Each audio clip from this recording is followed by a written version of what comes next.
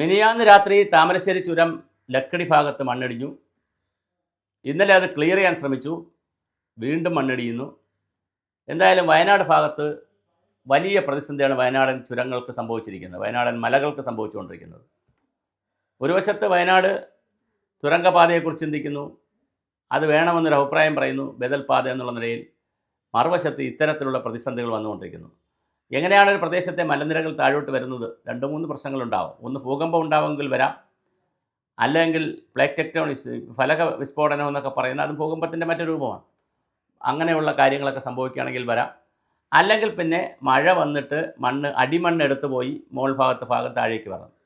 ഇപ്പോൾ വയനാട് സംഭവിച്ചിരിക്കുന്നത്, മഴയൊക്കെ വന്നിട്ട് അടിഭാഗത്തുള്ള മലയുടെ താഴ്വാരത്തിലുള്ള മണ്ണ് കംപ്ലീറ്റ് ഒലിച്ചു പോവുകയും മോൾ ഭാഗത്തുള്ള ബാക്കി ഡെബ്രീസ് എന്നാണ് പറയുന്നത് സാങ്കേതിക പദം, കട്ടയും മണലും എല്ലാം ചേർന്ന് ഡെബ്രീസ് എന്നവർ അത് താഴേക്ക് വരികയും ചെയ്തിട്ടുണ്ട്. മരങ്ങൾ, അപ്പോൾ സ്വാഭാവികമായിട്ട് ഡെബ്രീസൊക്കെ താഴോട്ട് വരുമ്പോൾ ഈ മരങ്ങളെല്ലാം കടപുഴകി ഒഴുകും, അതിന് നിൽക്കാൻ പറ്റാത്ത സാഹചര്യം വരും. യഥാർത്ഥത്തിൽ ഫോറസ്റ്റ് എന്ന് പറയുന്ന, അല്ലെങ്കിൽ വയനാട് നല്ലൊരു ഫോറസ്റ്റ് ആയിരുന്നു. അപ്പോൾ ഫോറസ്റ്റിൻ്റെ ഒരു ഘടനയെന്ന് പറയുന്നത് ഏറ്റവും പൊക്കമുള്ള മരം, പൊക്കം കുറഞ്ഞ മരം, പിന്നെ ഇങ്ങനെ താഴേക്ക് വന്ന് ഷ്രബ് എന്ന് പറയുന്ന പുൽച്ചെടികൾ വരെയുണ്ട്. അപ്പോൾ ഏറ്റവും വലിയ സൂര്യപ്രകാശം, വലിയ മഴയൊക്കെ ഏറ്റവും ഉയർന്ന ചെടിയിൽ, പൊക്കമുള്ള ചെടി വീണ് അതിൻ്റെ ശക്തി കുറഞ്ഞ അടുത്ത ചെടിയിൽ വീണ് ഇങ്ങനെ വീണ് താഴെ വന്നുമ്പോൾ വളരെ ശക്തി കുറയും.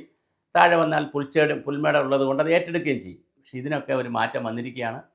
വലിയ പ്രതിസന്ധിയാണ് അവിടെ വന്നുകൊണ്ടിരിക്കുന്നത്.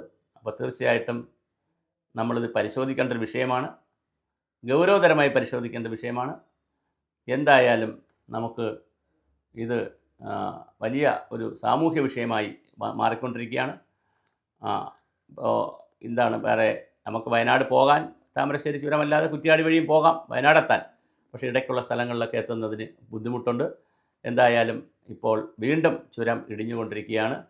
അത് ഭൂമിശാസ്ത്രപരമായി ഇൻസ്റ്റേബിളായി, അങ്ങനെ ആ വാക്കാണ് കുറച്ച് കണ്ടത്, അതായത് ഇതിൻ്റെ സ്ഥിരത നഷ്ടപ്പെട്ടു പോകുന്നൊരു സ്ഥലമായി വയനാട് മാറുകയാണോ?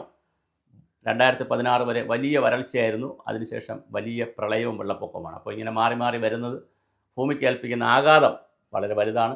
നിർമ്മാണ പ്രക്രിയയിൽ നമുക്കൊരു ശാസ്ത്രീയ രീതിയിൽ അശാസ്ത്രീയമാണ്. നിരപ്പായ സ്ഥലത്ത് ചെയ്യുന്ന അതേ അളവിലും പൊക്കത്തിലും അതേ വലിപ്പത്തിലുമൊക്കെയാണ് വയനാട് ചുരങ്ങളിൻ്റെയും ചുരത്തിന് മുകളിലും കെട്ടിടങ്ങൾ വെച്ച് പിടിപ്പിക്കുന്നത്. അതൊരു വലിയ പ്രതിസന്ധിയാണ്. അതുപോലെ ഭൂവിനിയോഗ രീതികളിൽ വലിയ മാറ്റം കൊണ്ടുവരേണ്ട സമയം കഴിഞ്ഞു. നമ്മൾ എല്ലായിടത്തും ചെയ്യുന്ന കൃഷി രീതികൾ തന്നെയാണ് അവിടെയും ചെയ്യുന്നത്. അതിൽ വലിയ മാറ്റം നമ്മൾക്ക് ആവശ്യമുണ്ട്. അപ്പോൾ ഇതെല്ലാം കൂടി വരുന്ന ഒരു പശ്ചാത്തലത്തിലാണ് തീർച്ചയായിട്ടും വയനാടൻ ചുരങ്ങൾക്ക് ഇപ്പോൾ ഒരു പ്രതിസന്ധി വന്നിരിക്കുന്നത്. അത് താൽക്കാലികമാണെന്ന് കരുതാം. എന്തായാലും നമുക്ക് വളരെ ശാസ്ത്രീയമായ റോഡ് നിർമ്മാണ രീതികൾ അവലംബിക്കേണ്ടിയിരിക്കുന്നു. തുരങ്കപാത വേണോ വേണ്ടേ എന്നുള്ള ചർച്ച മറ്റൊരു ചർച്ചയാണ്. എന്തായാലും അതിലേക്ക് നീങ്ങുന്നു, കേന്ദ്ര ഗവൺമെൻറ് അനുവാദം കിട്ടണം, അതങ്ങനെ നിൽക്കുന്നു. പക്ഷേ എന്തായാലും നമുക്ക് വളരെ കൃത്യമായി ഞാൻ ഈ പറഞ്ഞ റോഡ് പണിയുമ്പോൾ എൽ സാൽവദോറിലോ അല്ലെങ്കിൽ മറ്റു രാജ്യങ്ങളിൽ ചെയ്യുന്നത് പോലെ നമ്മൾ രാമച്ചുവന്ന് വച്ച് പിടിപ്പിച്ച് തറയൊന്നും അല്ലെങ്കിൽ ഈ നമ്മുടെ മലനിരകളും ചരിവുകളൊന്നും സ്റ്റേബിൾ ആക്കുന്നില്ല. അതുപോലെ പലതും കട്ട് ചെയ്തെടുത്തിട്ടുണ്ട്, 90 ഡിഗ്രിയൊക്കെ കട്ട് ചെയ്തെടുത്തിട്ടുണ്ട്. അപ്പോൾ അതിൻ്റെ പ്രശ്നങ്ങളുണ്ട്. അപ്പോൾ എന്തായാലും തിക്ക് ഫോറസ്റ്റാക്കി നമുക്ക് ഈ മാറ്റണം റോഡൊഴിച്ചുള്ള സ്ഥലങ്ങൾ. അപ്പോൾ അതിനുള്ള ഒരുപാട് പ്രോസസ്സ് നമുക്ക് നടത്തണം. ആഴത്തിൽ വേര് പോകുന്ന മരങ്ങൾ വെച്ച് പിടിപ്പിക്കണം, പുൽച്ചെടികൾ വെച്ച് പിടിപ്പിക്കണം, ഷ്രബുകൾ വേണം.